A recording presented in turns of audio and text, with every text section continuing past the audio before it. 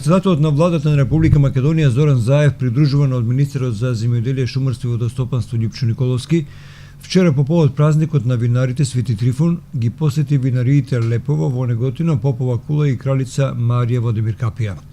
Традиционално по повод овој празник премиерот Заев учествуваше во закројувањето на лозјата на винаријата Попова Кула во Демир Капија, а присуствуваше и на дегустацијата и лицитацијата на повеќе видови на вино од хуманитарен карактер во винарницата Кралица Марија во Демир Капија.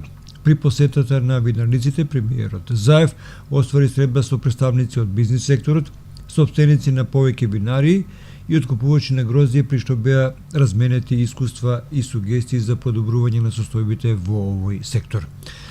Премиерот на Република Македонија вчера имаше средба и со градоначалникот на општина Демир Капија Лазар Петров.